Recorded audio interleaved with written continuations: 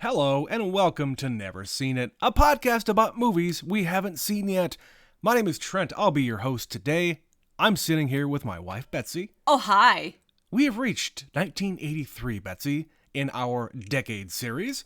And today we're going to cover a little movie called Star Wars Revenge of... Wait. No, wrong. No, we're wrong. Betsy, we're going to cover a movie that neither of us have seen. It's Flashdance. Yeah, it's very 80s. It's very 80s. Because when looking at the list of movies from 1983, we've either seen them or already covered them for the podcast. Yeah, it's kind of weird. Like 1983, we were going through just all of the movies that were released. And it was kind of hard to narrow it down to this one because, like you said, we've covered a lot of them already, Scarface being the most recent. And... you know, Star Wars was the last one in the original trilogy that came out that we've already seen many times. And yeah, like the selection was kind of lacking, I think.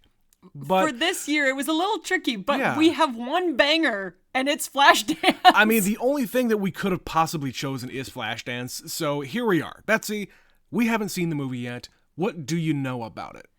I know that it is starring Jennifer Beals, star Yes. of the 80s. I couldn't name another movie off the top of my head Nope. that she's in, but I Nope. know she's someone who was around. She's an icon of the 80s. An if icon of nothing the else, 80s. If nothing else, she is an icon of the 80s. Basically because of her look. That's about it. Her look? Yeah. Like, wasn't she the one that popularized the leg warmers? I think this movie had something to do with it, Yeah, perhaps. yeah. But I don't actually know her style, if she was a style icon. I don't know that much about Jennifer Beals. Nobody does I because also- she didn't really do much after I this. also don't know a whole lot about this movie. I know that this woman is working in like a steel factory, Yeah. but she has secret dreams of being a dancer, Right. as one does. Right, isn't this like the original, oh, it's a stripper with a heart of gold? I don't think she's a stripper. I think I don't know. it's the one where she drops water on herself. Yes. That's in this movie. And it's also the origin of that song, What a Feeling. Yeah. Do do do do. Yeah. Back in the 80s when everything had its iconic It had to have song. It had to have a theme. Yes. Yeah. And other than that, no idea who else is in this movie. Yeah. Don't know if she makes it. I'm gonna go with yes, she makes it. Yeah, I'm gonna because say she otherwise, probably- why would we be watching this movie? I'm going to say she probably makes it. There's probably a love interest somewhere because it's the 80s. You can't have a strong, independent woman without a man Hell involved. no, you need a man. Yeah, so, I mean, other than that, I don't know a goddamn thing about the movie itself, the plot, the other people in it. I don't even know if we're going to recognize anybody. We'll see. We'll see. So we're going to go and watch Flashdance from 1983. We'll be right back.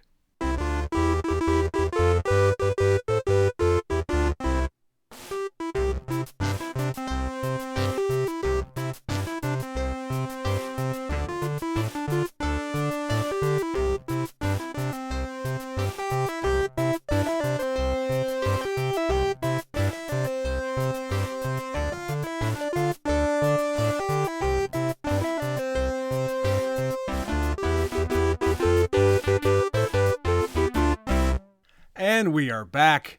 Betsy, what a feeling, what a feeling. How are you feeling after that? Like a maniac on the floor, and I'm dancing like I've never danced before. You don't dance. Not really, no. Not like this. And neither does Jennifer Beals. No, and they make no attempts to let you think otherwise. Yep. Like most things in the 1980s, this movie's absurd. Yeah. So, man, I don't really know how to react to this other than, wow, that was an 80s movie. It's not the worst thing I've ever seen, No. but there's a fact on the IMDb page that said the original cut was 2 hours, 20 minutes. This is barely over an hour and a half, and it feels like they have cut so much, and even what's left makes no sense. Like, what did they cut? Just more dance sequences? It's gotta be. I have no idea, but there's basically... Everybody else in that bar would have had their own dance sequence, and maybe multiple. I don't know. Maybe, but there's like no character development. The development there is makes no sense. There's all these characters we're introduced to that kind of we don't understand why are they here, why she knows them, Right. why it's relevant, why are they doing the things that they do. There's barely any payoff for anything that they set up, including the movie itself. Because it ends with just a fade out after she just tries. Is that the moral of the story here? Just try? She is 18 years old. She's working as a welder, but she has dreams of being a ballet dancer. And she's very upset that she doesn't have her entire life worked out yet. Right. At 18 years old, she's a failure and she's too scared to try. But she has this older woman who is a former Ziegfeld Follies girl and a ballerina, I guess. Which we don't know any backstory between these two people. How did they meet? She's 18 years old. She's not from here. This older woman never leaves her house except when she dies. Okay, when she goes to the ballet. Okay, sure. One time she leaves her house. But yes, I'm going to go ahead and say what I told you while we were watching the movie. Clearly, this old woman was a fellow welder. Sure. And that's how they met. It's the only thing that makes sense.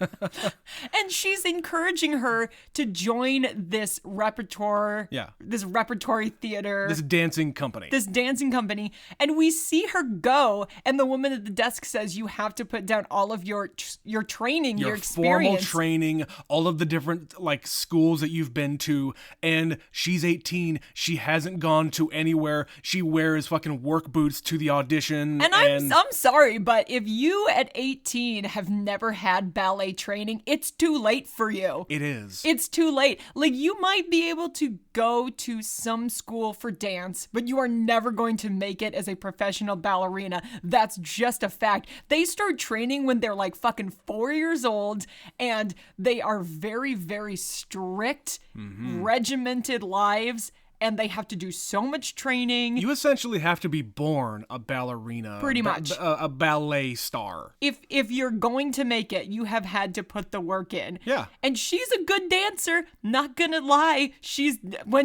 Whoever's doing the dancing is a good dancer. Yeah, the French dancer who is standing in for Jennifer Beals. They're a great dancer. But it's clearly not Jennifer Beals. I am convinced she didn't dance at all in this movie, except for during She's a Maniac, where she's just shaking her head and sweating everywhere. Right. And that is the only sequence in this entire movie, save the very first one in a couple of close-up shots when she's dancing at the bar. But it becomes very apparent very quickly that the reason there's this bright light behind her and she's backlit and there's a lot of shadows is that's clearly not Jennifer Beals, which you expect that sort of thing in any dance movie. But by the end, they just stopped trying. Yeah, by the end, her actual audition, that looked like fucking Brian May. Yeah, I don't know who that was. It was not her, though. It's this person is very muscular, and you could see in the not quite close-up shots, that is not her. I know what Jennifer Beals looks like by now. The fact that there is literally a close-up shot where she goes right up to the judges, the panel, and she's pointing at them, and it's not her. No, they're not even trying to cover up the face with the hair. No, they linger long enough on it to know that's not Jennifer Beals, and they don't do the backlighting, and they don't do anything to conceal this. That room is very well lit. I don't understand this movie. Why are you not even trying at that point? Because Jennifer Beals could have absolutely done that scene. You can't pretend to be a dancer a little bit. Did you stop filming at one point and then decide to go back and film this rehearsal scene and not even have her on set? Is that what happened? I don't know. It's an interesting choice. That's all I know. Yeah. And it seems like most of the other dancers probably were doing their own dancing, at least to a degree, because they're side characters. They don't really matter that much. No. So they can be non-actors. If you can read your lines, you can be an actor in this movie. Yeah. And frankly, some of the other dances I liked a lot better than hers. Yeah. The one woman with the short spiky hair who's going on a manhunt. I was like, this is right. wild. She was awesome. But then there was the other woman who did the strobe light dancing where I literally stopped being able to look at the screen because it went on for too long with the strobe lights. Yeah, in the 80s, that wasn't really a thing. To warn people about at least to warn people about strobe lights. Yeah, did you know this can have an adverse effect on you? Oh yeah, it's real bad. So the whole plot of this movie is just a lot of little vignettes of her living her life as a welder. Yeah. Her boss is trying to hit on her and she says, I don't think it's a good idea for us to date. And then it's like her hanging out with her friend intermingled with scenes of her boss trying to get her to go out with him. Right. And she suddenly just decides, like, for the first part of the movie, it's like, okay, she is a woman standing on her own 2 feet. She is a grown-up. Yeah, she lives by herself in a warehouse. She has learned a trade. She is making money. She has a dream. She has friends of her own. She has this dream. And you know what? That's a very progressive and modern kind of a storytelling trope. But, like you said, by the middle of the movie, the guy, Nick, her boss, wears her down and finally says some stupid line to say, as a response to her saying, I don't want to date the boss, well, you're fired, so let's go out tonight. And is that enough? Apparently, because when they finally go on a date, which they do immediately after this, she goes home, brings him home with her, and starts taking off her bra in front of him. She goes back and, like, puts on her iconic collarless shirt. Slouchy sweatshirt without the neck, Yeah, and that became a thing of the 80s. It really did. But this whole sequence is just bizarre. First, she's wearing this little leather skirt, and she does this maneuver where she hikes it up and squats and like sits with her legs really wide. Right in front of him. In front of him. And this is someone that she keeps saying she doesn't need to date. She's not going to date him. As she is like sitting there, like digging around in her shirt to try to take her bra off and just like saying, I don't even know what she's talking about. I stopped listening. Again, I stopped listening much like he did. He got completely distracted, as did we. Her dialogue doesn't matter because she is in the middle of taking her bra off underneath her shirt. And then they have some of the most awkward kissing I've ever seen in a movie. Well, even before that, he gets up to leave. Yeah. He gets a fucking hard on and says, okay, no, I'm not going to do this because this is, like, she is way too forward here. Yeah, all of a sudden. Yeah, all of a sudden, she has him where she wants him, and guess what? They're gonna fuck. And they do. Yeah. And then, because it's a weeknight and they work for a living, she gets up and goes to work and leaves him in her apartment so he's late. Right, and we also don't really see where this bed is. Like, she's got a weird apartment. It's a warehouse. She even says it. It's a trendy thing that is very commonplace now, but in 1983 was probably unusual. Right, and like how much is she paying for this place, I would like to know. She's squatting. I don't fucking know. She has a couch and a chair and a TV and a dancing bar and a kitchen. Like, who set this up for her? Was this already there? I don't know. It doesn't make any sense because it's kind of a cool place. From here, it just turns into this fucking roller coaster where she acts like a goddamn child. She does. Like, the second they start actually seeing each other, she becomes insane.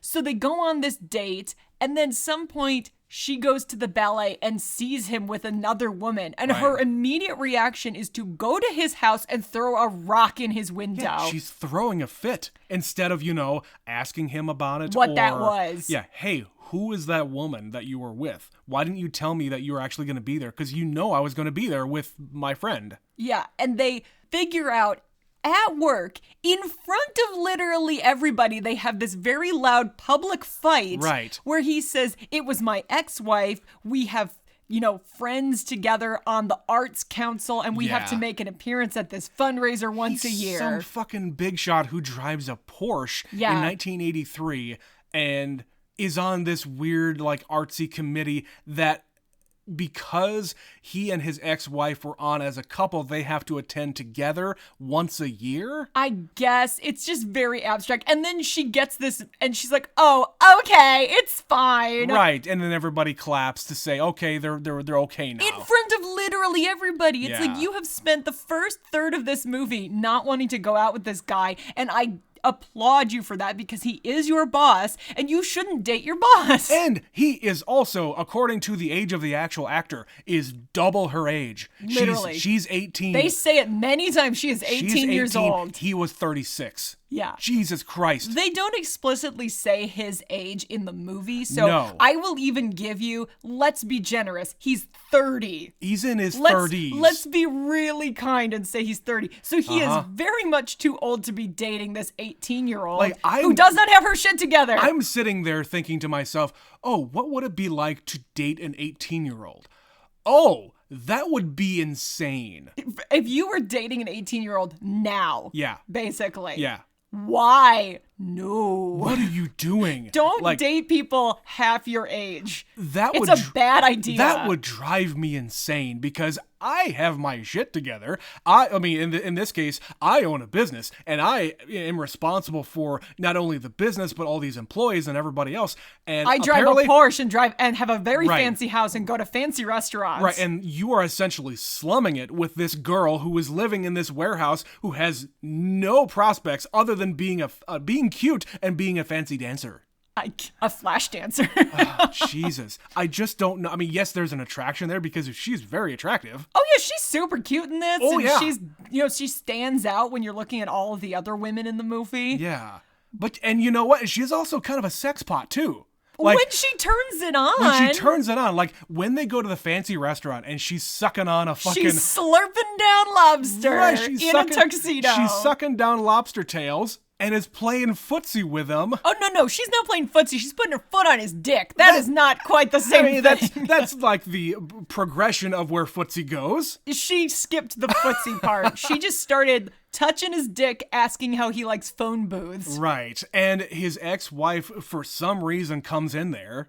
Yeah, so they can have a scene so she can take off her shirt, her jacket, to reveal that she is wearing nothing else but this vest thing. I don't know what you call this thing. It's just know. like the front of the shirt, and that is it. And you know, the look like you're getting side boob. Right, the look of her wearing the tuxedo was a fucking power move. I appreciate that, but the fact that she has nothing on underneath but this white front is pretty hot. Well, yeah, and very hot. She does it to say, oh, yeah, he took me there and I fucked his brains out. I fucked his brains out. It's a great move, but it's just like the last scene, you were screaming at each other at work in front of all of your male coworkers. Right. And now you are trying to fuck him in a phone booth in front of his ex-wife. And I know maybe this is just her like claiming her territory in front of the ex-wife to say, hey, yeah, we're a thing. Get the fuck away from me. I want nothing to do with you. Sure. Go for it, because she's 18 and she can.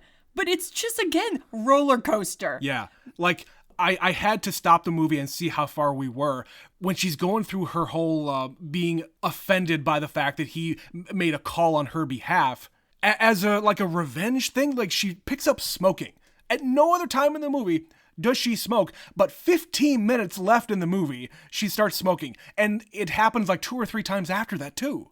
Okay, so since you brought this up, this is where we kind of, again, take this dramatic left turn. So she finally gets back together with him. They're having sexy times, and she basically gets a pep talk from him that convinces her to just go for it, to fill out her application. Right, they're in the afterglow, and he is telling her, yeah, you just need to go for it. Yeah, so she goes, she fills it out, knowing she has no experience, knowing that she has no training. And really no shot. And let's be honest, if he did not make that phone call, she would not have gotten an audition. Correct. That is just a fact. At that place, anyway. At that place, he pulled the little string he needed to say, get her an audition. Right. That is all he did. But she has an absolute fucking meltdown because he says, I called them last night and said it was a special occasion. She says, last night? I only found out today. Stop the car in the middle of this tunnel and I'm going to get out and walk away. And throw my shoe at you. Because she's a fucking child. She's a child. And she tries to say, I'm not going to the audition because I have to do it by myself because I'm 4 and a grown-up now. Honest to God, it's like, what the fuck is your problem? And this is where she just starts smoking and slapping him and having fights. And he's like, you're just scared. You have to do it. And you're scared and you're blaming me. Okay, I'm just... He literally got you the audition. Right. Fucking take the audition. So who cares how you got there? So she finally does go. She has to restart. She fucks up and she has to restart. And yeah, after you restart, you did it really well. And like some of the people... Well, someone did it well. It wasn't Jessica Well, Biel. sure. Some of the judges are into it. And who the hell knows what happens because that's where the fucking movie ends. He's outside with his Porsche. Standing next to his Porsche. And her dog wearing a bow. You can't just put a bow on the dog she already owns. Yep. You didn't get her a puppy. That doesn't count. Well, and it's a callback to an earlier conversation about she's asking her friend, oh, did you get flowers after after every performance that you did. And I don't even know if she actually did any kind of performances like that. Is she an old-timey stripper? Is that what we're meant to find out about Hannah? Fine, I don't care. But it's a callback to the thing about her getting flowers or not getting flowers, and she says, well, tell me about it when you finally do it. Well, she doesn't actually do it here, because maybe they think there's no way in hell that she is ever going to be the main person at an event like that. I don't know, because she's just auditioning and he's waiting for her. And again, why is he here? Because the last time we saw him, they were fighting. Yeah. And he called her chicken shit or whatever. And like, he is basically stalking her half of this movie. I don't get it. So I have a theory, though. Listen, this is fully formed. And by fully formed, I mean definitely not. Okay. But this movie was directed by Adrian Lyne, who also directed Fatal Attraction. What was Glenn Close's name in Fatal Attraction, Trent? I'll tell you, it was Alex.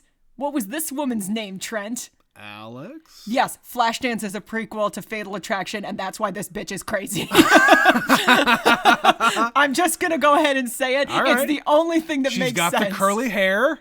She changed her last name. She went blonde. She went to the big city and fucked some other crazy dude. I'm just telling you right now. That's my theory. I wonder if that theory has been talked about before. Probably. But I'm just going to tell you, it's the only thing that makes sense for how insane this movie is. I wouldn't go that far. She is not crazy. She's a fucking child. Okay, she's going crazy because she's going to Fatal Attraction this dude later.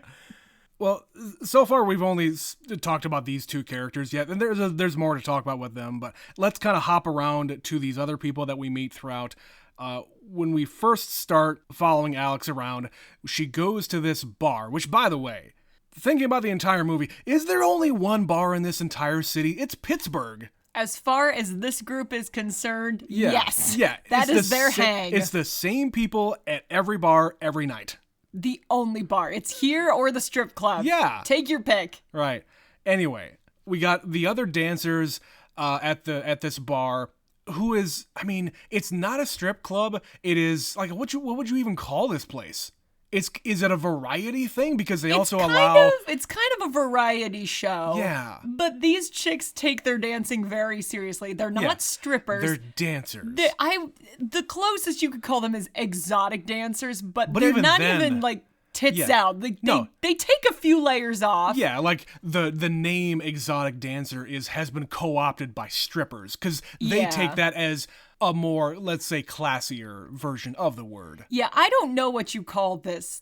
I guess you call it flash dancing because I don't know what else to refer to it as. Yeah. They go out there once a night. They don't get tips, so I don't understand how they're being paid. They go out, they do their routine that is elaborately costumed and lighted. And I would say everybody has a day job. This is what they do to hang out at night. I guess. But the only person that we see have the day job is Alex. And she has the friend, Jeannie, who is the waitress there, who is also going out with Richie. Who's a figure skater, or an aspiring figure skater. Jeannie Again, I'm going to tell you, Jeannie, it's too late for you, honey. Yeah. This is the 80s where skating was really big, so I get why Starting to be really, really big, yeah. While she would have this character point. But yeah, she falls on her ass and doesn't get back up again. She just gives up. It's like, Jeannie, come on, girl. Right. Get your act together. At least you tried. Yeah. But she's dating the cook of this restaurant slash bar slash strip joint. Presumably, they seem to be...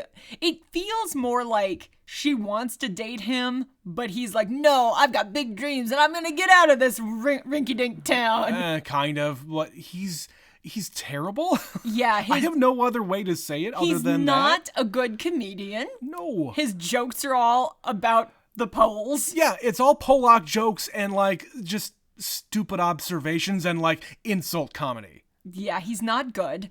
And I don't know what she sees in him. And he says, I'm going to go to Hollywood. And he goes, but he comes back. He comes right back, like, within a month. Yeah, he basically made it out there Yeah. and turned around and came back. Nailed it. But again, at least he tried. They're all trying, Trent. But they're all going to live in this blue-collar town the whole rest of their lives. And, like, after he leaves, she gets in with the owner of the strip joint, which I didn't even get his name.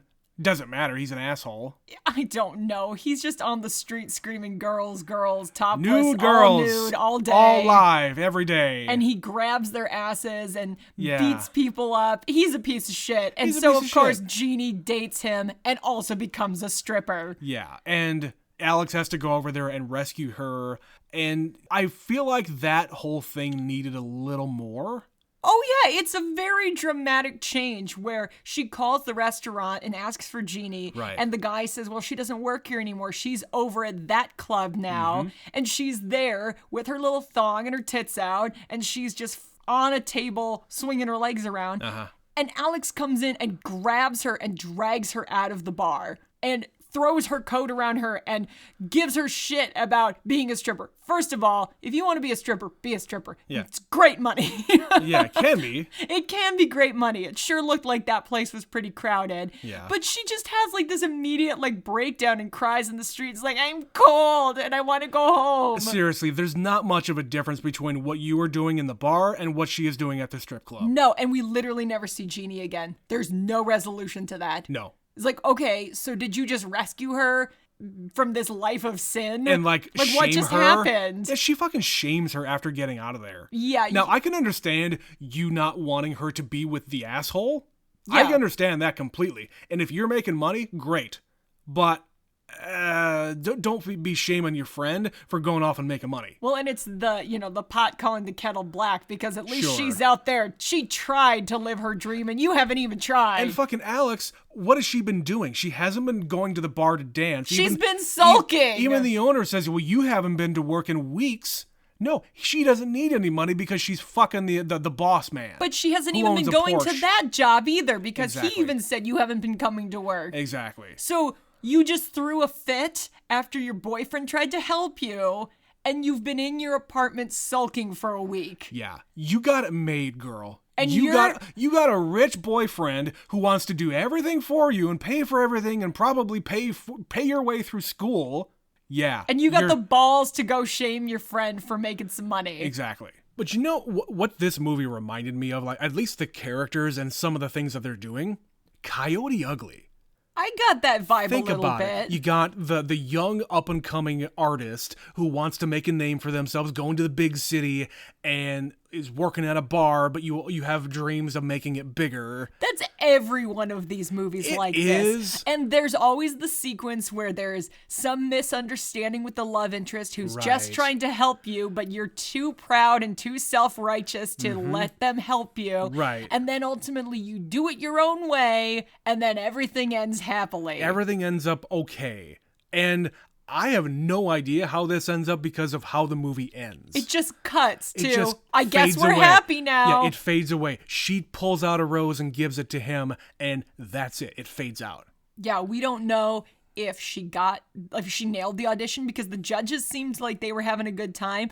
That doesn't mean she got the gig. No, they can have a good time, but then say, hey, you're not fit for this particular thing. You're not quite what we're looking for. Like, Right. go to another city. Go to New York. Like, do you know how many opportunities there are? Mm-hmm. Another movie that came out around this time was Staying Alive, which is Yep. the sequel to Saturday Night Fever. Right. And the whole plot of that is him trying to make it on Broadway. Yeah. And it's a whole lot of this kind of dancing. Like, it's not to say you couldn't make it. Yeah. But why ballet? Like, it doesn't seem like your style. That's her thing, though. She has decided to do the research. She's read all the books. She's watched all of the performances on TV. Which, why is this stuff on broadcast television? Is my question. For reasons, In Trent. in Pittsburgh. That's right. I don't know. It's just very convoluted, like how this is what she's fascinated with. And her audition, if you are trying to be a ballet dancer, doesn't really make sense. Like, it's too energetic. It's too big. I don't get it. Like, yeah. And then at the end, she just hugs her boyfriend and fades to black. Mm-hmm. Did she make it? What happened? Is she going to be in the repertory theater? Is she just going to be a welder forever? Are these two going to fucking fight until they break up? It seems like that. I don't know whether or not he would be willing to put up with her stupid bullshit. I wouldn't. Like, she genuinely acts like a child at these manic levels where she's just everything's fine, just kidding. Yeah. Everything's fine, just kidding. Yeah, and like, I think about the logistics of her being a welder at the age of 18. How are you able to be trained to do all of that work at 18 when you probably have had zero experience prior to that? Maybe it's... How are you allowed to even be hired at 18 and do all that stuff without any training? Maybe it's the metaphor where, well, if she can do this, then she could become a ballet dancer. I don't know. Well, Betsy, we would be remiss if we did not talk about the soundtrack of this movie. It is the only thing worth a crap about this movie. It kind of is. And I'll tell you this. We were reading some of the trivia from this movie, and I can see why this became a hit, let's say. Starting off, the movie did not do well. The opening, I think they said the opening numbers was about $8 million. And even in 1983, it's okay.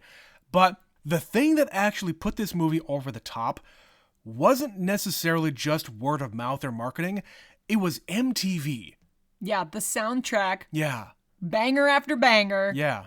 became popular. MTV started in 1981. This came out in 83. And by this time, MTV was starting to really become a cultural thing. The place. And because MTV was pushing the music from this movie so hard, it launched the popularity of it. This movie stayed in the theater longer than hardly any other movie at the time, because it had such a long tail because of the soundtrack. Young people discovered it through MTV.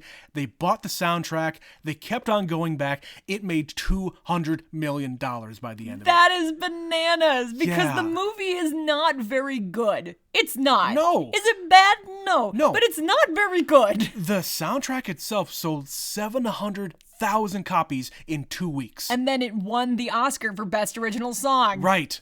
And they rewrote the fucking track on the way to the studio. Like, half the songs in this talk about being a steel town worker, Right. a steel town girl in a small town world, or whatever the fuck they're singing about. Also, the main theme here was meant for a man. Mm-hmm. And they reconsidered it because, hey, you know what? The main character here is a woman. It is kind of about being a woman in the big city by yourself. Let's get a woman to sing it. Right. And now she's got an Oscar to prove Awesome. it. Yeah. So we have all these different montages. There's so many montages. We have the right away at the beginning, the first thing in the movie is the main song. What a feeling. What Excuse a feeling. Me, Flashdance, ... What a feeling. Is the real name of that song. And we get to that bit with her dropping the water on her, like, right away. It's right the first away. dance. I figured that'd be later in the movie. I thought that was going to be the finale. Nope. First dance. You also had I Love Rock and Roll. Was that when they were working out? Yes, it was the workout montage. What the fuck was this? Let's go work out. And they are like in this white room, brightly lit. This is not a close-up gym. shots. This No. is not a gym. This is a music video. It looks like they were working out in front of that screen in the bar. Yeah. It was so nonsensical. And it was all of the dancers from the club. Yeah, and like, you didn't need to be in here. No, and like I said before, clearly all these people have day jobs. What were you doing? Why are you not working? Maybe it was This is Sunday. during the day. There's also this montage of her and Jeannie going around the city. Like, we have the scene of them coming across these breakdancers in the park. A long time watching those breakdancers, long enough that a crowd forms. Right, and then after that, they go and harass one of the traffic cops, who is apparently a staple of Pittsburgh. He is famous locally as a famous traffic cop. Sure. So, but that whole sequence went, what, like 10, 15 minutes? I don't even know, but nothing happened. It was just a way for us to observe her in her environment and where she takes inspiration for her finale dance. I guess. That's how these movies always go. You're drawing inspiration constantly from all around you. Yeah, and we also have one more thing here. During the ice skating sequence, we have the song Gloria. Yeah, her friend skates to Gloria. Morning Gloria. Which, again, I don't know the exact rules about skating to songs with words, but I'm pretty sure even in those days they didn't do it. I'm pretty sure you can. In minor circles you might be able to, but at the professional level, up until about 5 years ago, you could not perform to a song with lyrics. It was forbidden. Like, you genuinely couldn't do it. It became a really big deal a few years ago. Okay. This is why I'm saying, in the 80s, when they were taking it really seriously, the fact that she danced to that, or skated to that, excuse me. Skated to that, yes. But she does dance later because she becomes a stripper, It's if you true. want to call that dancing. Shit. She's on her back. What she is doing. Okay, this is a random transition completely. Why is everyone always sweating in this movie? There is so much sweating and water and like shaking heads around. Like that strip club, everyone, if they're not covered in glitter, is just moist. Well, yeah, that's the thing. They're damp. It's because they're covered in glitter, Betsy. I hated it. Their pores cannot breathe. I genuinely hated it. It's like, this is like the skeeziest, most disgusting place. Betsy, we've seen Showgirls. We know how that is. It just bothered me. And like the iconic dance where she dumps the water on her. Yeah. The only time you could tell it's Jennifer Beals is she's up close and she's just shaking water out of her hair. Yeah. That's all she's doing. Also, great hair. Great hair. She does have great hair. And it's a fabulous 1983 perm. It's kind of like you don't even have to put anything in it. Like the trope about the 80s is like hairspray and like big hair. She didn't have to do a damn thing with that. It's just a perm. You didn't see her doing any of that, certainly. Right. Anyway, I don't want to talk about hair.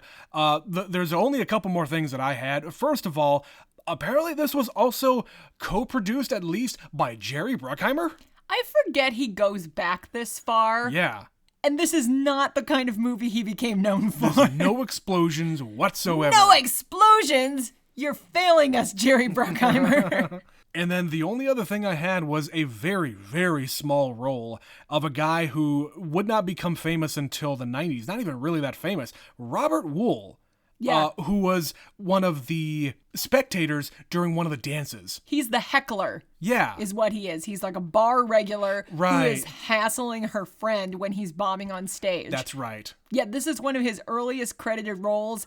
I didn't know anyone else in this movie, so of course when he's there, I was like, oh, someone I recognize. Right.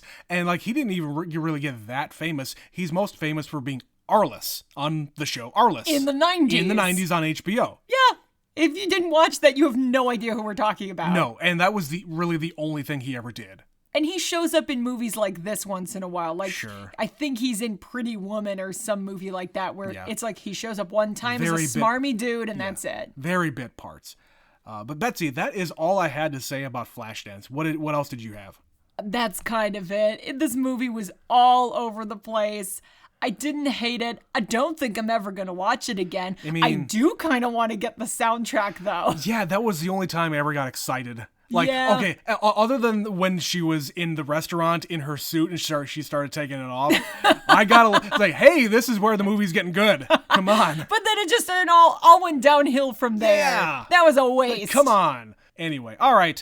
That's where we're going to end 1983 for now. We would love to hear from you. What did you think about Flashdance, about 1983, or 73, or 63, or anything that you might think that we're going to cover in the future? Email us, neverseenitpod@gmail.com.